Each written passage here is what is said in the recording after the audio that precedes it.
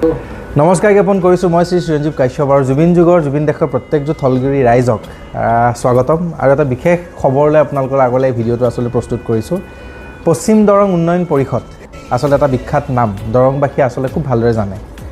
আমাৰ বৰ্ণৈ senior secondary স্কুলৰ বাকৰিত সপ্তম বাৰ্ষিকী আচলতে এইবাৰ আচলতে জুবিন দাই ভাল পোৱা সেই ফুটবলটো লৈ পেলাই জুবিন দাৰ সত্তা, জুবিন দাৰ সৃষ্টি, জুবিন দাৰ আদৰ্শক জীয়াই ৰখা এটা খুব ধুনীয়া প্ৰয়াস নতুন চামে তেওঁলোকে আয়োজন কৰিছে।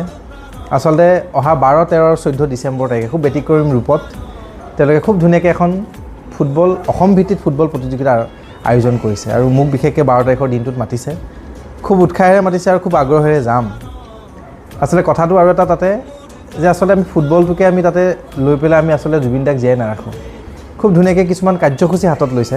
5,000তকৈ অধিক আই মাতৃ, যুৱক যুৱতী সকলো মিলি পেলাই যি আমি মালিতা বুলি আজি গণ্য কৰোঁ, সেই মায়াবিনী গীতটো তেওঁলোকে মায়াবিনী গীত খুব ধুনীয়াকৈ পৰিৱেশন কৰিব। 500,000 জোপা নাহৰ ৰোপণ হ'ব।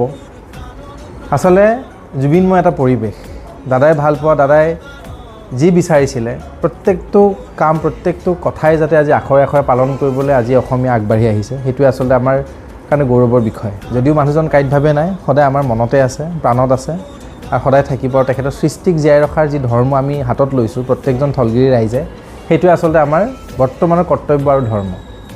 আৰু অহা 12 তাৰিখে পৰিয়ালৰ বিভিন্ন আচলতে কিছুমান সদস্য আহিব আমাৰ। ৰাজাদা গৈ আছে, মই বিশেষকৈ গৈ আছোঁ।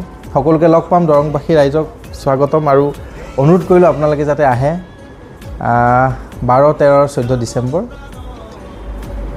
মোৰ সুৰ মোৰ জুবিন, নে আমাৰ সুৰ আমাৰ জুবিন, আচলতে খুব ধুনীয়া এটা শ্লোগান, আমাৰ সুৰ আৰু আমাৰ জুবিন, হয়নে? চ' ভাইটিকেইজন মোৰ আচলতে কেমেৰাৰ আগত বহিয়ে আছে। চ' মানে ইনফৰ্মেলি ভিডিঅ'টো বনাইছোঁ। চ' সকলোকে লগ পাম, দীঘলীয়া নকৰোঁ। জয় জুবিন দা, জয় অসম।